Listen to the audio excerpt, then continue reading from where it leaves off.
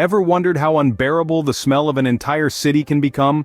Picture 19th century London midsummer, with a stench so potent it was dubbed the Great Stink. This offensive odor wasn't just a nuisance, it was a deadly cocktail of untreated human waste and industrial effluent, a foul byproduct of a rapidly growing city with an outdated and inadequate sewer system. This waste was dumped directly into the River Thames, turning the iconic river into an open sewer. The hot weather of July and August 1858 exacerbated the situation, intensifying the stench to an unimaginable level. But the stink was more than just a sensory assault. The miasma, or noxious air, was believed to be a carrier of contagious diseases.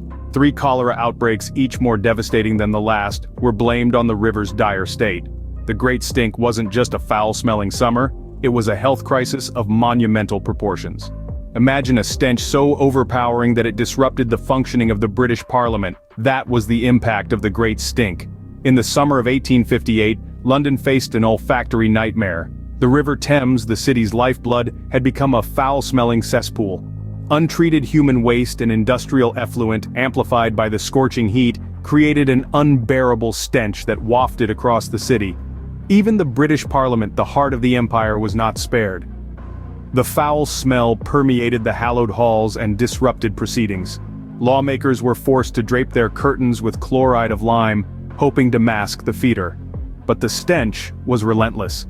It was an inescapable reality that London's aged and inadequate sewage system needed an overhaul. The city was in dire straits. As the smell permeated every corner, it was clear.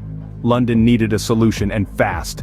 Enter Joseph Bazalgette, a civil engineer with a plan that would not only solve the stink but would also save countless lives. With London's nose held firmly to the grindstone, Bazalgette proposed a solution that was as audacious as it was necessary.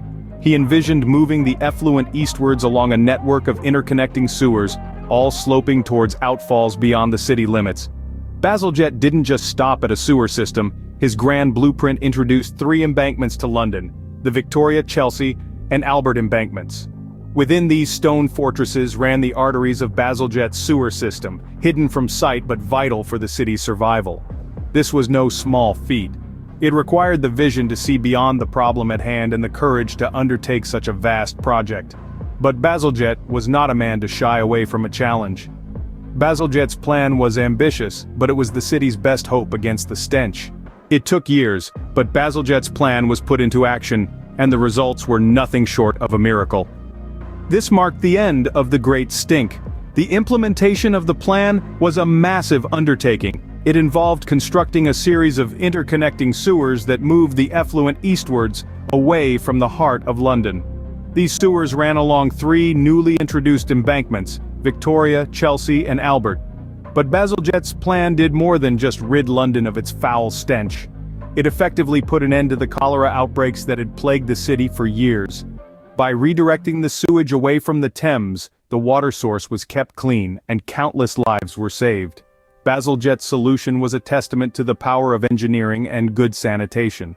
The Great Stink serves as a reminder of the power of engineering solutions and the importance of sanitation. Because in the end, it was the sewers, not the fragrances, that truly made London smell sweet again.